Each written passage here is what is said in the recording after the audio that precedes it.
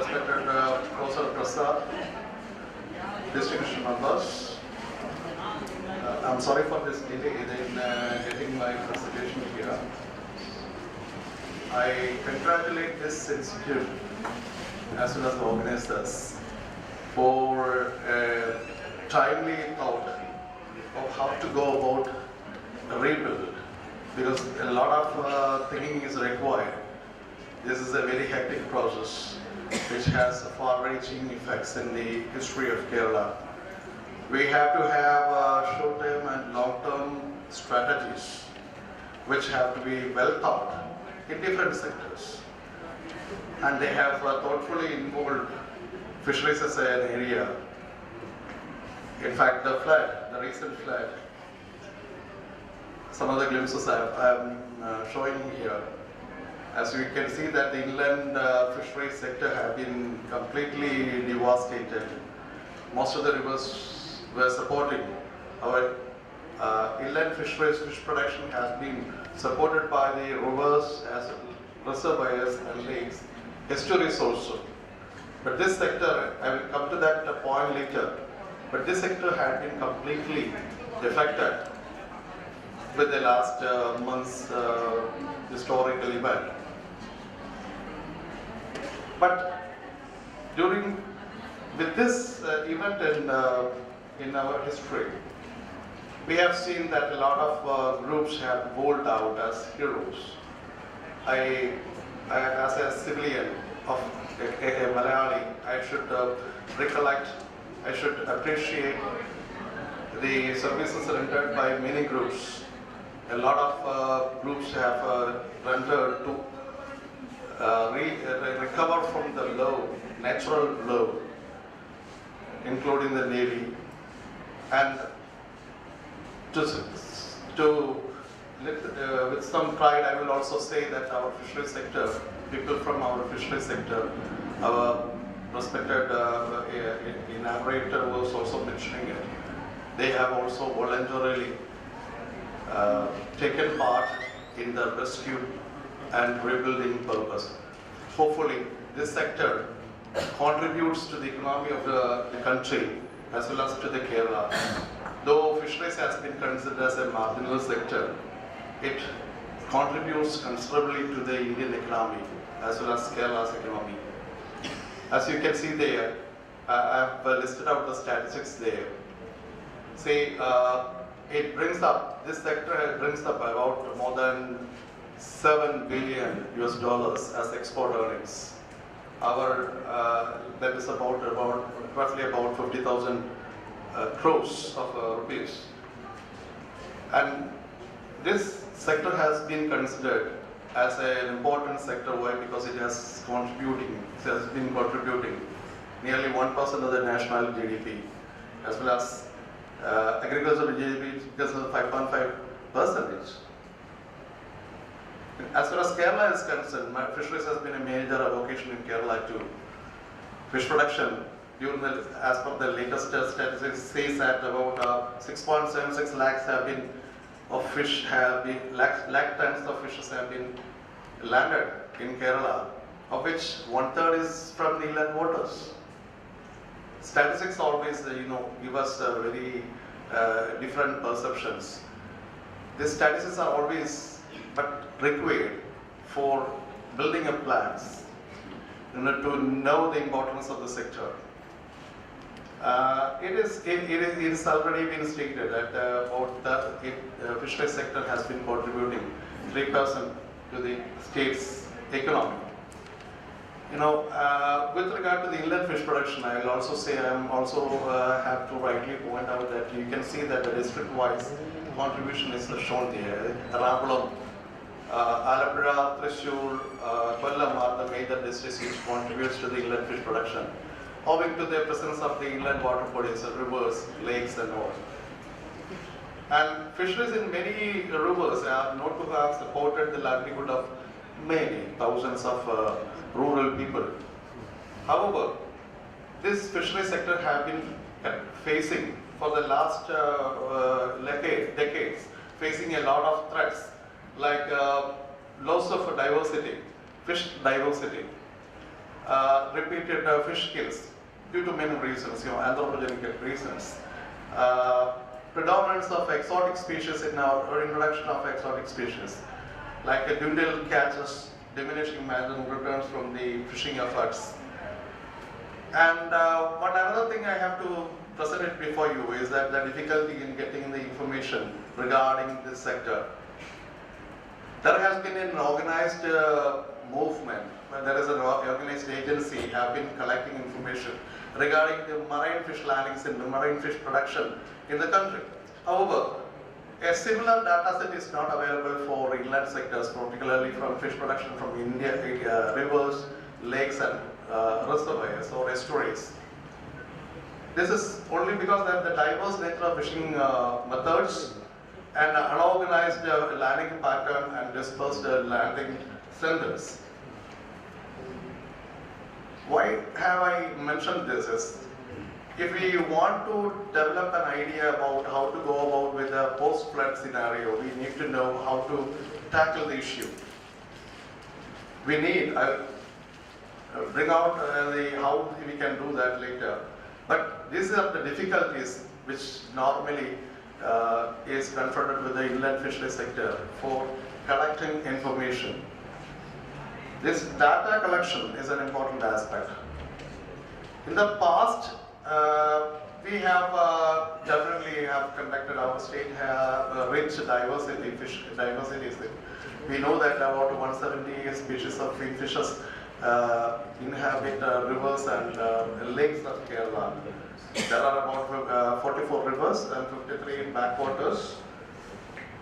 And our institute, I come from Cochin University of Science and Technology, where School of Industrial Fisheries. Our researchers have contributed to a little extent.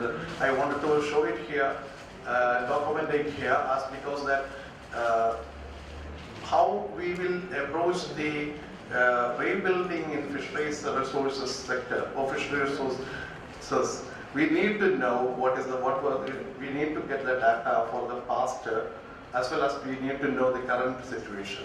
Then only we can develop strategies or plans for the future, how to rebuild it. Past historical data with the fish production in the rivers are available. And like the fish production from River Pampa or River Periyar, there were a lot of research were conducted in our school regarding the fish production from major rivers of Kerala. It has also been given document to the government of Kerala as regarding the past historical data. Now what we can do is that if we organize a data collection process for the current scenario, we will be able to chart out what is the impact of that flood, how short-term or long-term strategies can be formulated to overcome the issues. For the Periyar also, we have conducted a similar data collection process, and exploited fishery have been recorded from River Periyar and Periyar Lake.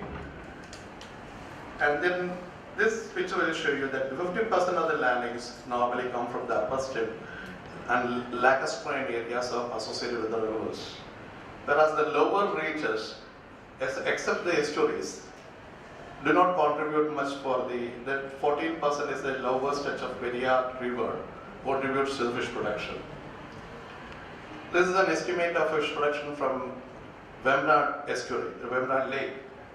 You can see that about 3,297 tons of fishes were landed from Vemrad lake, finfishes, and shellfishes, that means the shrimps, crabs, etc., contributed to about 3,500 tons. Clams, another set of groups, contribute about 50% of that is 77,000 tons. Similar estimates are available for the Ishtamadi estuary also, where clams predominated as the fish resources. Finfishes, about 3,500 tons were landed by the finfishes, and 1,600 tons of shrimps were landed in that Ashtamadi estuary. In Areekode estuary, another estimate is given as 392 tons of finfishes and shellfishes together. Similarly, estimates are required. How much fish is being constituted by the exploited fishery? Of course, the exploited fishery is the avocation of the fishermen. If we want to improve the livelihood of a fisherman, we need to know how much do they get. And this fish exploited fishery surveys are required for this. And for any governmental agency, it is comparatively a Herculean task to conduct such studies. The regular monitoring is difficult because of the reasons I mentioned earlier. And that is where probably institutes like this, or maybe institutes which I represent also, can contribute to. I'll come to that point later. So one point as far as fisheries is concerned is the estimation of fish production. But unfortunately, that fish production comes as only a part of the fish diversity. Fish diversity is the most important aspect. All the fishes which are inhabiting the rivers are not being caught. The fishes which fetch good price in the market are only being caught. Whereas the same habitat provides a door for a number of other smaller fishes of which man has no interest. But they have to exist. If the fishes of human interest have to live in that water, they need the support of the other smaller individuals too. That is where the smaller diversity of fishes come important as a biodiversity conservation process. And I know, I appreciate, I have to mention it here, that this institute started a biodiversity conservation group earlier, CRG, Conservation Research Group, in the Department of Aquaculture and Zoology. Such groups are, their help is also required. I'm sorry, across the time. Yeah, please. Yeah, okay, I'll just rush through that. There are a number of major diversity threats were also there. Just like sand mining, illegal fishing, dynamiting, electrical fishing, puddle fishing, poison, using plant poisons. Sand mining is a major issue for the rivers. And the construction of dams, anickets, etc. Dynamiting, that's stupefying, fishing by stupefying is another issue. Soil erosion.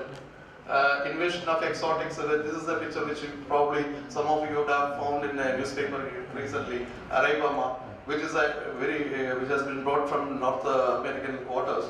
And then, you know, when such predators are abounding in our waters, what will happen to our native fishes is another question, definitely. You know, this is an estimate of the Cyprinus carp, which is a covert carp, which has been landed from Periyar River. About 18 tons of Cyprinus carpio had been landed from Periyar River. This is an estimate which was made as part of a KSG project. And then indiscriminate exploitation of different species. Now, we know that the fishes are a natural resource. Normally, they have a resilience to the natural calamities. There are a number of reports are there that these fishes will recover from such natural disasters. But again, it doesn't mean that all the fishes will recover. Some of them will be affected, definitely. Some of them may be wiped off from the nature because of the natural calamities. But it is a duty of a human being to find out which are all the species being affected, which are all the species are not, how they are going to be sustainable. See, I'll skip that point. There are a number of ways ahead, just like we know. We have to reach out for the management strategies like the prevention of shrinkage of habitats. Natural habitat have been shrinking. I'm sorry. Okay, so I've been just mentioning that, just look at the point that the most important resources for rebuilding is the manpower. And the manpower is very much, we are rich in manpower. The institutes like this or any colleges or universities have the greatest resource of manpower, and they can just, or the NGOs like a CRG can contribute to the survey or the biodiversity assessment or the fishery surveys or socio-economic surveys. Thank you. Thank you, Dr. Harikrishnan, for a nice presentation.